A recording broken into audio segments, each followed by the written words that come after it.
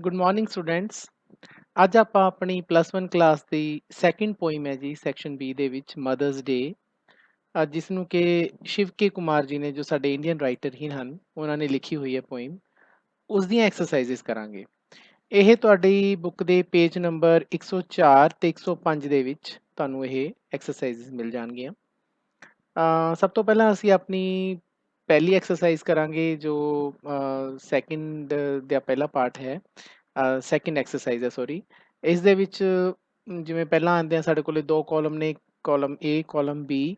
Column ਏ ਦੇ ਵਿੱਚ total 7 words ਨੇ, ਤੇ ਇੱਧਰ ਵਰਡਸ ਲਿਖੇ ਹੋਏ ਨੇ, ਇੱਥੇ ਉਹਨਾਂ ਦਾ ਮੀਨਿੰਗ ਲਿਖਿਆ ਹੋਇਆ। ਤਾਂ ਇੱਕ ਤਰ੍ਹਾਂ ਨਾਲ ਇਹ ਵਰਡ ਮੀਨਿੰਗਸ ਹੀ ਨੇ। ਤਾਂ ਅਸੀਂ ਇਸ ਨੂੰ ਸਹੀ ਤਰੀਕੇ ਨਾਲ ਮਿਲਾਣਾ ਹੈ ਜਾਂ ਸਹੀ ਤਰੀਕੇ ਨਾਲ ਸਾਹਮਣੇ ਕਰਕੇ ਲਿਖਣਾ ਹੈ, ਕਿਉਂਕਿ ਇਹ ਉਲਟੇ ਪੁਲਟੇ ਲਿਖੇ ਹੋਏ ਆ। ਇਹ ਸਾਰੇ ਵਰਡ ਜੋ ਏ ਸੈਕਸ਼ਨ ਦੇ, ਸੌਰੀ ਏ ਕਾਲਮ ਦੇ ਜੋ ਵਰਡਸ ਹਨ, ਇਹ ਪੋਇਮ ਦੇ ਵਿੱਚੋਂ ਆਏ ਹਨ। ਤਾਂ ਪਹਿਲਾ ਵਰਡ ਹੈ ਜੀ ਓਬੇਸੈਂਸ। ਓਬੇਸੈਂਸ ਦਾ ਮਤਲਬ ਹੁੰਦਾ ਹੈ ਜੀ, ਜਦ ਆਪਾਂ ਕੋਈ ਕਿਸੇ ਨੂੰ ਆਦਰ ਦਿੰਦੇ ਆ। ਸਪੋਜ਼ ਕਰੋ ਆਪਾਂ ਕਿਸੇ ਮੰਦਿਰ ਜਾਂ ਗੁਰਦੁਆਰਾ ਸਾਹਿਬ ਜਾਈਏ, ਤਾਂ ਆਪਾਂ ਕਹਿੰਦੇ ਆ ਵੀ ਪੇ ਓਬੇਸੈਂਸ, ਹੈ ਨਾ। ਪੇ ਓਬੇਸੈਂਸ ਐਵੇਂ ਇੱਕ ਵਰਡ ਆਉਂਦਾ ਹੈ। ਤਾਂ ਓਬੇਸੈਂਸ ਦਾ ਮਤਲਬ ਆਦਰ ਤਾਂ ਬੜਾ ਕਲੀਅਰ ਹੈ ਜੀ, ਕਿ ਜਿਹੜਾ ਸਾਡਾ ਵਰਡ ਹੈ ਕਰਟਸੀ, ਰਿਸਪੈਕਟ, ਠੀਕ ਹੈ। ਤਾਂ ਇਹ ਇਸ ਦੇ ਨਾਲ ਆਏਗਾ, ਤਾਂ ਅਸੀਂ ਇੱਥੇ ਰਿਸਪੈਕਟ ਲਿਖ ਸਕਦੇ ਹਾਂ, ਕਰਟਸੀ ਲਿਖ ਸਕਦੇ ਹਾਂ। ਇੱਕੋ ਹੀ ਮਤਲਬ ਹੈ ਇਹਨਾਂ ਦਾ। ਇਹ ਪਹਿਲੇ ਦਾ ਹੋ ਗਿਆ। ਦੂਸਰਾ ਹੈ ਜੀ ਸਲਾਊਚ। ਸਲਾਊਚ ਦਾ ਮਤਲਬ ਹੁੰਦਾ ਹੈ ਜਦੋਂ ਕੋਈ ਬਹੁਤ ਹੀ ਕੰਮ ਹੌਲੀ ਹੌਲੀ ਕਰੇ, ਬੜਾ ਲੇਜ਼ੀ ਜਿਹਾ ਹੋਵੇ, ਲੇਜ਼ੀ ਲੇਜ਼ੀ ਤੁਰੇ, ਲੇਜ਼ੀ ਬੈਠਾ ਹੋਵੇ, ਇਸ ਤਰ੍ਹਾਂ ਦਾ ਸਲਾਊਚ ਆਪਾਂ ਉਹ ਵਰਡ ਉੱਥੇ ਯੂਜ਼ ਕਰ ਦਿੰਦੇ ਹਾਂ। ਤਾਂ ਇੱਥੇ ਸਾਰਿਆਂ ਚੋਂ ਆਹ ਵਾਲਾ ਵਰਡ ਜ਼ਿਆਦਾ ਠੀਕ ਲੱਗਦਾ ਹੈ, ਸਟੂਪ ਟੂ ਮੂਵ ਫਾਰਵਰਡ, ਠੀਕ ਹੈ। ਝੁੱਕ ਕੇ ਜਦੋਂ ਕੋਈ ਅੱਗੇ ਚੱਲਦਾ ਹੈ ਤਾਂ ਉਹਨੂੰ ਕਹਿੰਦੇ ਨੇ। ਤਾਂ ਅਸੀਂ ਇੱਥੇ ਇਹਦਾ ਮਤਲਬ ਟੂ ਮੂਵ ਫਾਰਵਰਡ ਇੱਥੇ ਲਿਖ ਸਕਦੇ ਹਾਂ, ਟੂ ਮੂਵ ਫਾਰਵਰਡ। ਤੀਸਰਾ ਵਰਡ ਹੈ ਜੀ ਇਨਵੋਕ। ਇਨਵੋਕ ਦਾ ਮਤਲਬ ਹੁੰਦਾ ਹੈ ਕਿਸੇ ਨੂੰ ਬੁਲਾਉਣਾ। ਤਾਂ ਅਪੀਲ ਕਰਨੀ ਜਾਂ ਕਾਲ ਕਰਨੀ, ਤਾਂ ਆਹ ਵਾਲਾ ਵਰਡ ਆ ਗਿਆ ਜੀ ਕਾਲ ਅਪ ਜਾਂ ਅਪੀਲ ਟੂ। ਤਾਂ ਮੈਂ ਇਕੱਲਾ ਕਾਲ ਅਪ ਲਿਖ ਦਿੰਦਾ, ਠੀਕ ਹੈ, ਪਰ ਤੁਸੀਂ ਅਪੀਲ ਟੂ ਵੀ ਲਿਖਣਾ ਹੈ, ਮੈਂ ਲਿਖ ਹੀ ਦਿੰਦਾ ਅਪੀਲ ਟੂ, ਕੋਮਾ ਪਾ ਕੇ ਲਿਖ ਸਕਦੇ ਹਾਂ ਆਪਾਂ। ਓਕੇ। ਫੋਰਥ ਵਰਡ ਹੈ ਜੀ ਐਨਸੈਸਟਰਲ। ਐਨਸੈਸਟਰਲ ਸ਼ਬਦ ਜਿਹੜਾ ਹੈ ਉਹ ਐਨਸੈਸਟਰਸ ਤੋਂ ਬਣਦਾ ਹੈ। ਐਨਸੈਸਟਰਲ ਦਾ ਮਤਲਬ ਹੁੰਦਾ ਹੈ, ਸਪੋਜ਼ ਕਰੋ ਜਿਹੜਾ ਪਿੱਛੋਂ ਤੁਰਿਆ ਆਉਂਦਾ ਹੋਵੇ, ਪਿਤਾ ਪੁਰਖੀ, ਹੈ ਨਾ। ਮੰਨ ਲਓ ਸਾਨੂੰ ਕੋਈ ਚੀਜ਼ ਮਿਲੇ ਆਪਣੇ ਮਾਂ-ਬਾਪ ਤੋਂ, ਉਹਨਾਂ ਨੂੰ ਅੱਗੇ ਮਾਂ-ਬਾਪ ਤੋਂ ਮਿਲੀ ਹੋਵੇ, ਇਸ ਤਰ੍ਹਾਂ ਉਹਨੂੰ ਵਰਡਸ ਨੂੰ ਉੱਤੇ ਆਪਾਂ ਐਨਸੈਸਟਰਲ ਯੂਜ਼ ਕਰਦੇ ਹਾਂ। ਤੇ ਇਹਦਾ ਵਰਡ ਬਣਦਾ ਜੀ ਇਨਹੈਰੀਟਿਡ। ਇਨਹੈਰੀਟਿਡ ਵੀ ਆਪਾਂ ਨੂੰ ਜਿਹੜੀ ਚੀਜ਼ ਹੈ ਉਹ ਆਪਣੇ ਦਾਦੇ ਪੜਦਾਦਿਆਂ ਦਾ, ਉਹਨਾਂ ਤੋਂ ਹੀ ਮਿਲਦੀ ਹੈ, ਉਹ ਇਨਹੈਰੀਟਿਡ ਐਨਸੈਸਟਰਲ ਇੱਕੋ ਚੀਜ਼ ਹੈ। ਫਿਫਥ ਵਰਡ ਹੈ ਜੀ ਡੇਟੀ। ਡੇਟੀ ਦਾ ਮਤਲਬ ਹੁੰਦਾ ਹੈ ਦੇਵੀ, ਹੈ ਨਾ। ਜਦ ਆਪਾਂ ਕਿਸੇ ਨੂੰ ਦੇਵੀ ਦਾ ਦਰਜਾ ਦੇ ਦਈਏ ਤਾਂ ਗੋਡੈਸ, ਗੋਡੈਸ ਆਪਾਂ ਪਾ ਸਕਦੇ ਹਾਂ। ਸਿੰਪਲ ਜਿਹਾ ਵਰਡ ਹੈ ਗੋਡੈਸ, ਅਸੀਂ ਸਾਰੇ ਜਾਣਦੇ ਹਾਂ। ਛੇਵਾਂ ਵਰਡ ਹੈ ਸਪਿਊਰੀਅਸ। ਸਪਿਊਰੀਅਸ ਦਾ ਮਤਲਬ ਹੁੰਦਾ ਹੈ ਵੀ ਜਿਹੜੀ ਚੀਜ਼ ਉਹੀ ਦਿਖੇ ਸਾਨੂੰ, ਵੀ ਮਤਲਬ ਜਾਲੀ ਜੀ ਚੀਜ਼ ਦਿਖੇ। ਜਿਵੇਂ ਸਪੋਜ਼ ਕਰੋ ਆਪਾਂ ਕੋਈ ਚੀਜ਼ ਲੈਣ ਜਾਈਏ, ਹੈ ਨਾ, ਤੇ ਸਾਨੂੰ ਕੋਈ ਹੋਰ ਹੀ ਚੀਜ਼ ਸਾਨੂੰ ਫੜਾ ਦੇ, ਤੇ ਸਾਨੂੰ ਜਾਲੀ ਚੀਜ਼ ਸਪੂਰੀਅਸ, ਤਾਂ ਇਹਦਾ ਮਤਲਬ ਫਾਲਸ। ਤਾਂ FALSE, ਫਾਲਸ, ਆਹ ਵਾਲਾ ਵਰਡ ਆਏਗਾ ਜੀ। ਤਾਂ ਇੱਕੋ ਹੀ ਵਰਡ ਰਹਿ ਗਿਆ ਜੀ ਡੈਸੀਕ੍ਰੇਟ। ਡੈਸੀਕ੍ਰੇਟ ਦਾ ਮਤਲਬ ਹੁੰਦਾ ਹੈ ਜਦੋਂ ਆਪਾਂ ਮਤਲਬ ਆਦਰ ਨਾ ਦਿਖਾਈਏ, ਕਿਸ ਦਾ ਨਿਰਾਦਰ ਕਰੀਏ। ਤਾਂ ਇਹ ਪਹਿਲਾ ਵਰਡ ਹੈ ਜੋ ਵਾਇਲੇਟ, ਵਾਇਲੇਟ ਜਾਂ mean, disrespect, sorry, disrespect। ਤਾਂ ਇਹ ਸਾਡੀ ਪਹਿਲੀ ਐਕਸਰਸਾਈਜ਼ ਹੈ ਜੀ। ਇਸ ਨੂੰ ਆਪਣੀਆਂ ਫੇਅਰ ਨੋਟਬੁੱਕਸ ਤੇ ਉਤਾਰ ਲੈਣਾ ਹੈ। ਬਿਲਕੁਲ ਸਾਹਮਣੇ ਕਰਕੇ ਵਰਡ ਪਾਣਾ ਹੈ, ਜਿਵੇਂ ਨੰਬਰ 1 ਓਬੇਸੈਂਸ ਦੇ ਅੱਗੇ ਕਰਟਸੀ, ਰਿਸਪੈਕਟ ਪਾਣਾ ਹੈ, ਕਾਟੇ ਮਾਟੇ ਜਿਹੇ ਨਹੀਂ ਮਾਰਨੇ। ਫੇਅਰ ਨੋਟਬੁੱਕਸ ਤੇ ਕਰ ਲੈਣਾ ਹੈ, ਵਧੀਆ ਲਿਖਾਈ ਤੇ ਕਰ ਲੈਣਾ ਹੈ, ਤੇ ਮੈਨੂੰ ਉਹਦੀਆਂ ਪਿਕਸ ਜ਼ਰੂਰ ਭੇਜ ਦੇਣੀ। ਹਾਂਜੀ ਬੱਚਿਓ, ਹੁਣ ਅਸੀਂ ਆਪਣੀ ਮਦਰਸ ਡੇ, ਜੋ ਸਾਡੀ ਸੈਕਿੰਡ ਪੋਇਮ ਹੈ, ਉਸ ਦੀ ਤੀਸਰੀ ਐਕਸਰਸਾਈਜ਼ ਕਰਨ ਜਾ ਰਹੇ ਹਾਂ। ਇਹ ਐਕਸਰਸਾਈਜ਼ ਥੋੜ੍ਹੀ ਜਿਹੀ ਬੇਟਾ ਸਮਝਣ ਦੀ ਲੋੜ ਹੈ ਬਿਕੋਜ਼ ਇਹ ਚੀਜ਼ਾਂ ਤੁਹਾਡੇ ਲਈ ਨਵੀਆਂ ਨੇ। 9ਵੀਂ 10ਵੀਂ 'ਚ ਇਹਨਾਂ ਚੀਜ਼ਾਂ ਬਾਰੇ ਇੰਨਾ ਜ਼ਿਆਦਾ ਤੁਹਾਨੂੰ ਨਹੀਂ ਦੱਸਿਆ ਜਾਂਦਾ ਹੈ, ਪਰ ਇਹ 11ਵੀਂ 'ਚ ਹੁਣ ਤੁਸੀਂ ਹੋ ਚੁੱਕੇ ਹੋ ਤਾਂ ਇਹਨਾਂ ਚੀਜ਼ਾਂ ਦਾ ਤੁਹਾਨੂੰ ਪਤਾ ਹੋਣਾ ਚਾਹੀਦਾ ਹੈ ਕਿ ਕੀ ਚੀਜ਼ਾਂ ਨੇ। ਤਾਂ ਇਹ ਫਿਗਰ ਆਫ ਸਪੀਚ ਨੇ, ਫਿਗਰਸ ਆਫ ਸਪੀਚ। ਠੀਕ ਹੈ, ਇਹ ਪੋਇਮਸ ਦੇ ਵਿੱਚ ਬੇਟਾ ਯੂਜ਼ ਹੁੰਦੀਆਂ ਨੇ। ਨਾਓ ਫਿਗਰਸ ਆਫ ਸਪੀਚ ਤੁਹਾਨੂੰ 3 ਤਰ੍ਹਾਂ ਦੀਆਂ ਦੱਸੀਆਂ ਹੋਈਆਂ, ਇੱਕ ਹੈ ਸਿਮਿਲੀ, ਇੱਕ ਮੈਟਾਫੋਰ, ਇੱਕ ਪਰਸੋਨੀਫਿਕੇਸ਼ਨ। ਤਾਂ ਇਹ ਕੀ ਚੀਜ਼ ਨੇ? ਦੇਖੋ, ਕਵਿਤਾ ਦੇ ਵਿੱਚ ਜਦੋਂ ਕਵੀ ਕੁਝ ਲਾਈਨਾਂ ਲਿਖਦਾ ਹੈ ਨਾ, ਤਾਂ ਉਹ ਆਪਣੀ ਕਵਿਤਾ ਨੂੰ ਸਜਾਉਣ ਦੇ ਲਈ ਕਈ ਤਰ੍ਹਾਂ ਦੀਆਂ ਚੀਜ਼ਾਂ ਦੀ ਯੂਜ਼ ਕਰਦਾ ਹੈ। ਠੀਕ ਹੈ, ਤਾਂ ਕਿ ਉਸਦੀ ਕਵਿਤਾ ਅਪੀਲ ਕਰੇ। ਉਹ ਕਈ ਵਾਰੀ ਤਰ੍ਹਾਂ ਤਰ੍ਹਾਂ ਦੇ ਤਰੀਕੇ ਯੂਜ਼ ਕਰਦਾ ਹੈ, ਤੇ ਇਹ ਉਹ ਫਿਗਰ ਆਫ ਸਪੀਚ ਨੇ। ਲੇਕਿਨ ਇਹ ਜਿਹੜੀਆਂ 3 ਚੀਜ਼ਾਂ ਨੇ, ਸਿਮਿਲੀ, ਮੈਟਾਫੋਰ ਐਂਡ ਪਰਸੋਨੀਫਿਕੇਸ਼ਨ, ਇਹ ਤਿੰਨੇ ਚੀਜ਼ਾਂ ਕਵਿਤਾ ਦੇ ਵਿੱਚ ਕੋਈ ਤੁਲਨਾ ਕਰਨ ਦੇ ਲਈ, ਜਿਵੇਂ ਕੰਪੈਰੀਜ਼ਨ ਕਰਨ ਦੇ ਲਈ ਵਰਤੀਆਂ ਜਾਂਦੀਆਂ ਨੇ। ਇਹ ਤੁਹਾਨੂੰ ਦੇਖੋ ਬੇਟਾ 4 ਜਿਹੜੇ ਪੋਇਮ ਦੇ ਵਿੱਚ ਸੈਂਟੈਂਸਿਸ ਆਏ ਨੇ, ਉਹ ਦਿੱਤੇ ਹੋਏ ਨੇ। ਇਹ ਪੋਇਮ ਦੇ ਵਿੱਚੋਂ ਆਏ ਨੇ, ਮਦਰਸ ਡੇ ਚੋਂ। ਪਰ ਇਹ ਤੁਹਾਨੂੰ ਕੁਐਸਚਨ ਇਹ ਪੁੱਛਿਆ ਗਿਆ ਹੈ ਕਿ ਇਹਨਾਂ ਚਾਰਾਂ ਦੇ ਵਿੱਚੋਂ ਕਿਹੜੀ ਸਿਮਿਲੀ ਹੈ, ਕਿਹੜੀ ਮੈਟਾਫੋਰ ਹੈ, ਤੇ ਕਿਹੜੀ ਪਰਸੋਨੀਫਿਕੇਸ਼ਨ ਹੈ। ਤਾਂ ਸਾਨੂੰ ਪਹਿਲਾਂ ਸਿਮਿਲੀ ਜਾਂ ਮੈਟਾਫੋਰ ਜਾਂ ਪਰਸੋਨੀਫਿਕੇਸ਼ਨ ਦੱਸਣ ਤੋਂ ਪਹਿਲਾਂ ਸਾਨੂੰ ਇਹ ਪਤਾ ਹੋਣਾ ਚਾਹੀਦਾ ਕਿ ਇਹਨਾਂ ਤਿੰਨਾਂ ਦਾ ਮਤਲਬ ਕੀ ਹੈ। ਤਾਂ ਮੈਂ ਤੁਹਾਨੂੰ ਥੋੜ੍ਹਾ ਜਿਹਾ ਇਸ ਦੇ ਬਾਰੇ ਸਮਝਾਉਣਾ ਹੈ। ਸਭ ਤੋਂ ਪਹਿਲਾਂ ਸਿਮਿਲੀ। ਦੇਖੋ, ਮੈਂ ਤੁਹਾਨੂੰ ਪਹਿਲਾਂ ਹੀ ਕਿਹਾ ਕਿ ਚਾਹੇ ਸਿਮਿਲੀ ਹੋਵੇ, ਚਾਹੇ ਮੈਟਾਫੋਰ ਹੋਵੇ, ਚਾਹੇ ਪਰਸੋਨੀਫਿਕੇਸ਼ਨ ਹੋਵੇ, ਇਹਨਾਂ ਤਿੰਨਾਂ ਚੀਜ਼ਾਂ ਨੂੰ ਕਵੀ ਆਪਣੀ ਕਵਿਤਾ ਵਿੱਚ ਕੋਈ 2 ਚੀਜ਼ਾਂ ਦੀ ਤੁਲਨਾ ਕਰਨ ਦੇ ਲਈ ਯੂਜ਼ ਕਰਦਾ ਹੈ, ਪਰ ਇਹਦਾ ਸਟਾਈਲ ਵੱਖੋ ਵੱਖਰਾ ਹੈ। ਸਿਮਿਲੀ ਦੇ ਵਿੱਚ 2 ਚੀਜ਼ਾਂ ਦੀ ਤੁਲਨਾ ਹੁੰਦੀ ਹੈ, ਕੰਪੈਰੀਜ਼ਨ ਬਿਟਵੀਨ 2 ਡਿਫਰੈਂਟ ਥਿੰਗਸ, 2 ਅਲੱਗ-ਅਲੱਗ ਚੀਜ਼ਾਂ ਦੀ ਤੁਲਨਾ ਹੁੰਦੀ ਹੈ। ਉਹ ਐਕਸ਼ਨ ਵੀ ਹੋ ਸਕਦਾ ਹੈ, ਕੋਈ ਫੀਲਿੰਗ ਵੀ ਹੋ ਸਕਦੀ ਹੈ, ਪਰ ਉਹ ਦੋਨਾਂ ਚੀਜ਼ਾਂ ਦੀ ਤੁਲਨਾ ਕਰਨ ਦੇ ਲਈ ਇਹ ਵਾਲੇ ਵਰਡਸ ਯੂਜ਼ ਕਰਦਾ ਹੈ, ਐਜ਼ ਜਾਂ ਲਾਈਕ। ਐਜ਼ ਜਾਂ ਲਾਈਕ, ਇਹ ਸਮਝਣ ਦੀ ਗੱਲ ਹੈ। ਜਿਵੇਂ ਕਿ ਐਗਜ਼ਾਮਪਲ ਤੁਸੀਂ ਦੇਖੋ, ਆਈ ਵਾਂਡਰਡ ਲੋਨਲੀ ਐਜ਼ ਅ ਕਲਾਊਡ। ਇੱਥੇ ਮੇਰੇ ਹਿਸਾਬ ਨਾਲ ਇੱਥੇ ਵਾਂਡਰਡ ਆਉਣਾ ਚਾਹੀਦਾ ਸੀਗਾ, ਇਹ ਵਾਂਡਰਡ ਨਹੀਂ ਹੈ। ਚਲੋ, ਆਈ ਵਾਂਡਰਡ ਲੋਨਲੀ ਐਜ਼ ਅ ਕਲਾਊਡ, ਤੇ ਇਹਦਾ ਮਤਲਬ ਹੈ ਕਿ ਮੈਂ ਇੱਕ ਬੱਦਲ ਦੇ ਵਾਂਗੂ ਇੱਧਰ ਉੱਧਰ ਭਟਕਦਾ ਰਿਹਾ। ਹੁਣ ਇੱਥੇ ਦੇਖੋ, 2 ਚੀਜ਼ਾਂ ਦੀ ਤੁਲਨਾ ਹੋਈ ਹੈ, ਇੱਕ ਮੈਂ ਜੋ ਕਵੀ ਆਪ ਹੈ, ਇੱਕ ਕਲਾਊਡ ਜੋ ਬੱਦਲ ਹੈ। ਹੁਣ ਇੱਥੇ ਜਿਵੇਂ ਕਲਾਊਡ ਹੁੰਦਾ ਹੈ, ਬੱਦਲ ਹੁੰਦਾ ਹੈ, ਹਵਾ ਚੱਲਦੀ ਹੁੰਦੀ ਹੈ, ਕਦੇ ਬੱਦਲ ਨੂੰ ਉੱਧਰ ਲੈ ਗਈ, ਇੱਧਰ ਲੈ ਗਈ, ਤਾਂ ਕਲਾਊਡ ਜਿਹੜਾ ਹੁੰਦਾ ਹੈ ਉਹ ਭਟਕਦਾ ਫਿਰਦਾ, ਆਪਾਂ ਐਵੇਂ ਕਹਿੰਦੇ ਹਾਂ। ਹੁਣ ਕਵੀ ਵੀ ਕਹਿੰਦਾ ਹੈ ਕਿ ਮੈਂ ਵੀ ਭਟਕਦਾ ਫਿਰਦਾ। ਉਹਨੇ ਆਪਣੀ ਤੁਲਨਾ, ਕਵੀ ਨੇ ਆਪਣੀ ਤੁਲਨਾ ਕਲਾਊਡ ਦੇ ਨਾਲ ਕਰ ਲਈ। ਦੇਖੋ, 2 ਚੀਜ਼ਾਂ ਦੀ ਤੁਲਨਾ ਹੋ ਗਈ, ਇੱਕ ਕਲਾਊਡ ਹੈ, ਇੱਕ ਕਵੀ ਹੈ, ਆਏ। ਇਹ ਜਿਹੜੀ ਪੋਇਮ, ਇਹ ਵੀ ਪੋਇਮ ਦੀ ਲਾਈਨ ਹੈ ਬੇਟਾ। ਇਹ ਵਿਲੀਅਮ ਵਰਡਸਵਰਥ ਦੀ ਇੱਕ ਪੋਇਮ ਹੈ, ਡੈਫੋਡਿਲਸ, ਉਹਦੇ ਚੋਂ ਲਈ ਗਈ ਹੈ ਇਹ ਲਾਈਨ। ਤਾਂ ਉਹ ਕਵੀ ਕਹਿੰਦਾ ਮੈਂ ਕਲਾਊਡ ਦੀ ਤਰ੍ਹਾਂ ਭਟਕਦਾ ਫਿਰਦਾ ਸੀ, ਇਕੱਲਾ ਹੀ, ਲੋਨਲੀ। ਤਾਂ 2 ਚੀਜ਼ਾਂ ਦੀ ਕੰਪੈਰੀਜ਼ਨ ਹੋ ਗਈ, ਲੇਕਿਨ ਉਹਦੇ ਵਿੱਚ ਇੱਕ ਵਰਡ ਲੱਗ ਗਿਆ, ਐਜ਼। ਐਜ਼ ਵਰਡ ਲਾ ਕੇ ਕਵੀ ਨੇ ਆਪਣੀ ਤੁਲਨਾ ਕਲਾਊਡ ਦੇ ਨਾਲ ਕਰ ਲਈ, ਕੰਪੈਰੀਜ਼ਨ ਕਰ ਲਿਆ ਕਿ ਜਿਵੇਂ ਕਲਾਊਡ ਨੂੰ ਹਵਾ ਥਪੇੜੇ ਮਾਰ ਕੇ ਕਦੇ ਇੱਧਰ ਲੈ ਗਈ, ਉੱਧਰ ਲੈ ਗਈ, ਇਸੇ ਤਰ੍ਹਾਂ ਮੈਂ ਵੀ ਫਿਰਦਾ ਰਿਹਾ ਭਟਕਦਾ। ਤਾਂ ਇੱਥੇ ਜੇ ਆਪਾਂ ਕਹੀਏ ਕਿ ਕਿਹੜੀ ਫਿਗਰ ਆਫ ਸਪੀਚ ਯੂਜ਼ ਹੋਈ ਹੈ, ਇੱਥੇ ਸਿਮਿਲੀ ਹੋਈ ਹੈ, ਕਿਉਂਕਿ ਐਜ਼ ਲੱਗ ਗਿਆ, ਲਾਈਕ ਵੀ ਲੱਗ ਜਾਂਦਾ ਹੈ। ਠੀਕ ਹੈ, ਇਸੇ ਤਰ੍ਹਾਂ ਆਪਾਂ ਅੱਗੇ ਚੱਲਦੇ ਹਾਂ।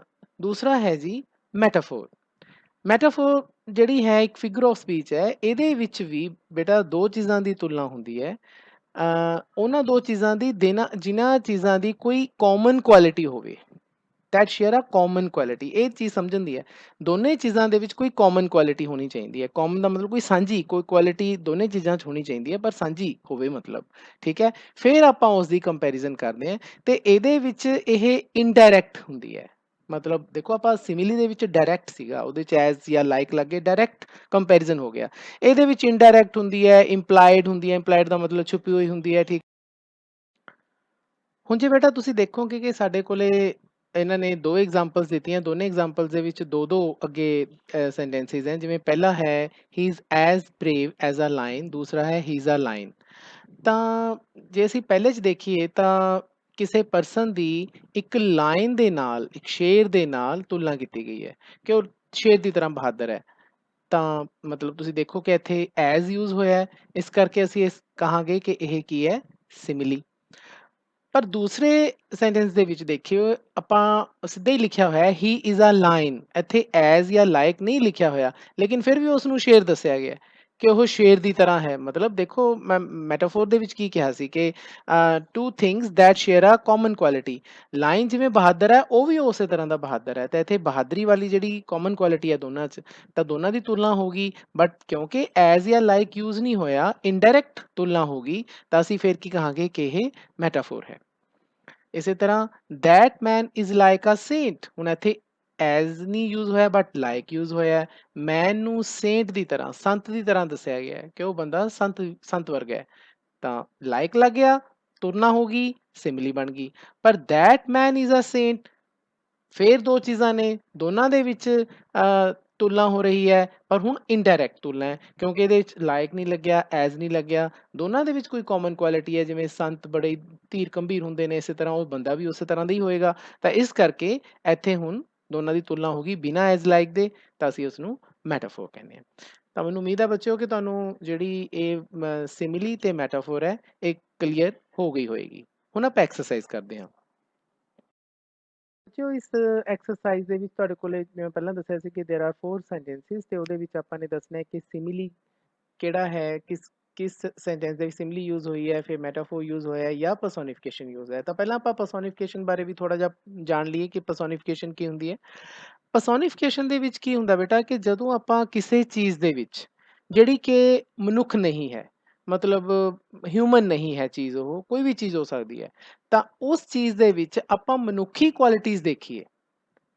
ਆਪਾਂ ਉਹ ਚੀਜ਼ ਮਨੁੱਖ ਨਹੀਂ ਹੈ ਲੇਕਿਨ ਆਪਾਂ ਉਸ ਦੇ ਵਿੱਚ ਮਨੁੱਖੀ ਕੁਆਲਿਟੀਜ਼ ਦੇਖੀਏ, ਤਾਂ ਆਪਾਂ ਫਿਰ ਕਹਿੰਦੇ ਹਾਂ ਕਿ ਉੱਥੇ ਜਿਹੜੀ ਹੈ ਉਹ ਪਰਸੋਨੀਫਿਕੇਸ਼ਨ ਯੂਜ਼ ਹੋਈ ਹੈ। ਮੈਂ ਤੁਹਾਨੂੰ ਥੋੜਾ ਜਿਹਾ ਇੱਕ ਸੈਂਟੈਂਸ ਦੇ ਜ਼ਰੀਏ ਸਮਝਾਉਣਾ ਹੈ। ਜਿਵੇਂ ਮੈਂ ਇੱਕ ਸੈਂਟੈਂਸ ਲਿਖਣ ਲੱਗਿਆ, the trees are dancing in the wind।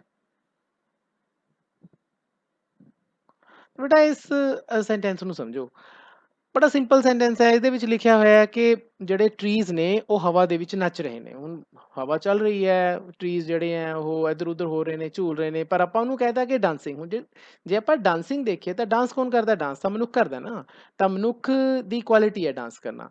ਲੇਕਿਨ ਆਪਾਂ ਉਸ ਮਨੁੱਖ ਦੀ ਕੁਆਲਿਟੀ ਨੂੰ ਕਿਹਦੇ ਨਾਲ ਆਪਾਂ ਜੋੜ ਕੇ ਦੇਖ ਰਹੇ ਹਾਂ? ਟਰੀਜ਼ ਨਾਲ। ਟਰੀਜ਼ ਤਾਂ ਮਨੁੱਖ ਨਹੀਂ ਹੈ। ਦੋ ਚੀਜ਼ਾਂ ਹੋ ਗਈਆਂ, ਇੱਕ ਟਰੀਜ਼ ਹੋ ਗਏ, ਇੱਕ ਮਨੁੱਖ ਦਾ ਡਾਂਸ ਹੋ ਗਿਆ। ਲੇਕਿਨ ਆਪਾਂ ਟਰੀਜ਼ ਦੇ ਜਿਹੜਾ ਹਿੱਲਣ ਨੂੰ ਆਪਾਂ ਕਹਿ ਰਹੇ ਹਾਂ ਕਿ ਉਹ ਡਾਂਸ ਕਰ ਰਹੇ ਆ, ਤਾਂ ਆਪਾਂ ਇਹ ਕਹਿ ਸਕਦੇ ਹਾਂ ਕਿ ਇਸ ਪੂਰੇ ਸੈਂਟੈਂਸ ਦੇ ਵਿੱਚ ਆਪਾਂ ਪਰਸੋਨੀਫਿਕੇਸ਼ਨ ਯੂਜ਼ ਕੀਤੀ ਹੈ। ਤਾਂ ਮੈਂ ਤੁਹਾਨੂੰ ਇੱਕ ਬੜੀ ਸਿੰਪਲ ਜੀ ਇੱਕ ਐਗਜ਼ਾਮਪਲ ਦਿੱਤੀ ਹੈ। ਆਪਾਂ ਇਸ ਨੂੰ ਧਿਆਨ 'ਚ ਰੱਖਦੇ ਹੋਏ ਦੇਖਦੇ ਹਾਂ ਕਿ ਇਹਨਾਂ ਚਾਰਾਂ ਦੇ ਵਿੱਚੋਂ ਪਰਸੋਨੀਫਿਕੇਸ਼ਨ ਵੀ ਜੇ ਆਈ ਹੈ ਤਾਂ ਕਿੱਥੇ ਆਈ ਹੈ। ਤਾਂ ਸਭ ਤੋਂ ਪਹਿਲਾਂ ਆਪਾਂ ਪਹਿਲਾ ਸੈਂਟੈਂਸ ਦੇਖਦੇ ਹਾਂ। ਇਹ ਚਾਰੇ ਸੈਂਟੈਂਸ ਪੋਇਮ ਦੇ ਵਿੱਚੋਂ ਹੀ ਲਏ ਗਏ ਨੇ। ਪਹਿਲਾ ਸੈਂਟੈਂਸ ਹੈ ਜੀ like a devotee throwing a handful of yellow rice to the birds। ਤਾਂ ਬੇਟਾ ਤੁਸੀਂ ਧਿਆਨ ਨਾਲ ਦੇਖੋ ਕਿ ਇਹਦੇ ਵਿੱਚ ਲਾਇਕ ਲੱਗਿਆ ਹੋਇਆ ਸ਼ੁਰੂ 'ਚ ਹੀ, ਠੀਕ ਹੈ। ਜਿਵੇਂ ਇੱਕ ਡਿਵੋਟੀ ਹੁੰਦਾ ਹੈ, ਜਿਵੇਂ ਇੱਕ ਕੋਈ ਸ਼ਰਧਾਲੂ ਹੁੰਦਾ ਹੈ, ਉਹ ਪੀਲੇ ਚੌਲ ਜਿਹੜਾ ਬਰਡਸ ਨੂੰ ਪਾਉਂਦਾ ਹੈ ਮੁੱਠੀ ਭਰ ਕੇ, ਤਾਂ ਜਿਵੇਂ ਇਸ ਕਰਕੇ ਇੱਥੇ ਲਾਇਕ ਲੱਗਿਆ ਹੋਇਆ ਹੈ, ਤਾਂ ਅਸੀਂ ਇਸ ਨੂੰ ਕੀ ਕਹਾਂਗੇ? ਸਿਮਿਲੀ। ਕਲੀਅਰ ਹੈ ਜੀ? ਇੱਥੇ ਲਾਇਕ ਤੋਂ ਹੀ ਕਲੀਅਰ ਹੋ ਜਾਂਦਾ ਹੈ ਕਿ ਇੱਥੇ ਸਿਮਿਲੀ ਯੂਜ਼ ਕੀਤੀ ਗਈ ਹੈ। ਓਕੇ, ਦੂਸਰਾ ਸੈਂਟੈਂਸ ਹੈ ਜੀ ਆਈ ਇਨਵੋਕ ਮਾਈ ਡੇਟੀ। ਡੇਟੀ ਦਾ ਮਤਲਬ ਦੇਵੀ ਹੁੰਦਾ ਹੈ।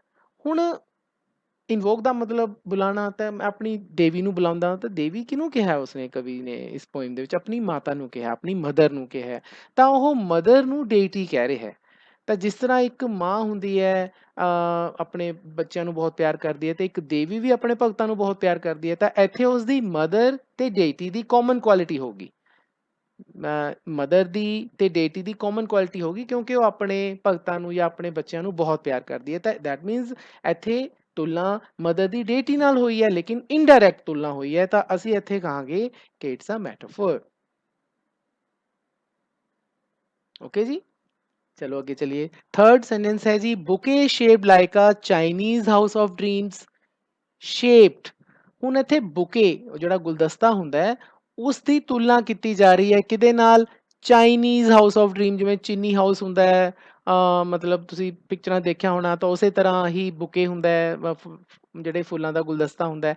ਲੇਕਿਨ ਦੋਨਾਂ ਦੀ ਤੁਲਨਾ ਡਾਇਰੈਕਟ ਹੋ ਗਈ ਕਿਹਦੇ ਨਾਲ? ਲਾਇਕ ਲੱਗ ਕੇ, ਤਾਂ ਸਿਮਿਲੀ ਹੋ ਗਿਆ ਜੀ। ਇਹ ਕਲੀਅਰ ਹੈ, ਕੋਈ ਚੱਕਰ ਹੀ ਨਹੀਂ ਹੈ। ਹੁਣ ਤੁਸੀਂ ਫੋਰਥ ਸੈਂਟੈਂਸ ਦੇਖੋ, I hear ancestral voices in a wind's howl। ancestral ਦਾ ਮਤਲਬ ਹੁੰਦਾ ਹੈ ਜਿਹੜੀਆਂ ਸਾਨੂੰ ਆਪਣੇ ਪੁਰਖਾਂ ਤੋਂ ਮਿਲਦੀਆਂ ਨੇ, ਹੈ ਨਾ, ਜਿਵੇਂ ਕੋਈ ਚੀਜ਼ ਆਪਾਂ ਨੂੰ ਇਨਹੈਰਿਟ ਹੋਈ ਆ, ਉਹਨੂੰ ਆਪਾਂ ancestral voices ਦਾ ਮਤਲਬ ਆਵਾਜ਼। winds howl, wind ਦਾ ਮਤਲਬ ਜਦੋਂ wind ਚੱਲਦੀ ਹੈ, ਹਵਾ ਚੱਲਦੀ ਹੈ, ਤਾਂ ਹਵਾ ਕਈ ਵਾਰੀ ਤੇਜ਼ ਚੱਲਦੀ ਹੈ ਤਾਂ ਆਵਾਜ਼ ਆਉਂਦੀ ਹੈ, ਤਾਂ ਉਹਨੂੰ wind ਦੀ ਆਵਾਜ਼ ਦੇ ਵਿੱਚ ਆਪਣੇ ਪੁਰਖਾਂ ਦੀਆਂ ਆਵਾਜ਼ਾਂ ਨਜ਼ਰ ਆਉਂਦੀਆਂ ਨੇ। ਹੁਣ ਤੁਸੀਂ ਦੇਖੋ ਕਿ ਇੱਥੇ ਵਿੰਡ ਦੀ ਜਿਹੜੀ ਆਵਾਜ਼ ਹੈ, ਉਹ ਕੋਈ ਮਨੁੱਖੀ ਆਵਾਜ਼ ਤਾਂ ਨਹੀਂ ਹੈ। ਵਿੰਡ ਦੀ ਆਪਣੀ ਆਵਾਜ਼ ਹੈ। ਵਿੰਡ ਕੋਈ ਜਿਹੜੀ ਹਵਾ ਹੈ ਉਹ ਮਨੁੱਖ ਨਾਲੋਂ ਅਲੱਗ ਚੀਜ਼ ਹੈ, ਠੀਕ ਹੈ। ਲੇਕਿਨ ਉਸਨੂੰ ਵਿੰਡ ਦੀ ਆਵਾਜ਼ ਦੇ ਵਿੱਚ ਆਪਣੇ ਮਨੁੱਖ ਮਨੁੱਖ ਮਤਲਬ ਕਿ ਜਿਹੜੇ ਪੁਰਖੇ ਨੇ ਉਹਨਾਂ ਦੀਆਂ ਆਵਾਜ਼ਾਂ ਸੁਣਦੀਆਂ ਨੇ। ਦੈਟ ਮੀਨਸ ਇਹ ਹੋ ਗਿਆ ਕਿ ਉਹ ਵਿੰਡ ਦੀ ਆਵਾਜ਼ ਨੂੰ ਕਿਹਦੇ ਨਾਲ ਕੰਪੈਰੀਜ਼ਨ ਕਰਨ ਦੀ ਕੋਸ਼ਿਸ਼ ਕਰ ਰਿਹਾ ਹੈ? ਆਪਣੇ ਪੁਰਖਿਆਂ ਦੀ ਆਵਾਜ਼ਾਂ ਨਾਲ, ਜੋ ਕਿ ਮਨੁੱਖ ਨੇ। ਤਾਂ ਇੱਕ ਚੀਜ਼ ਮਨੁੱਖਾਂ ਲਈ ਹੋਗੀ, ਦੂਜੀ ਅਣਮਨੁੱਖੀ ਹੋਗੀ। ਤਾਂ ਦੈਟ ਮੀਨਸ ਇੱਥੇ ਕੀ ਹੋਇਆ? ਇੱਥੇ ਆਪਾਂ ਪਰਸੋਨੀਫਿਕੇਸ਼ਨ ਯੂਜ਼ ਕੀਤੀ ਗਈ ਹੈ ਜੀ, ਪਰਸੋਨੀਫਿਕੇਸ਼ਨ। ਤਾਂ ਮੈਨੂੰ ਉਮੀਦ ਹੈ ਬੱਚਿਓ ਕਿ ਇਹ ਜਿਹੜੀ ਐਕਸਰਸਾਈਜ਼ ਹੈ ਤੁਹਾਨੂੰ ਸਮਝ ਆ ਗਈ ਹੋਣੀ।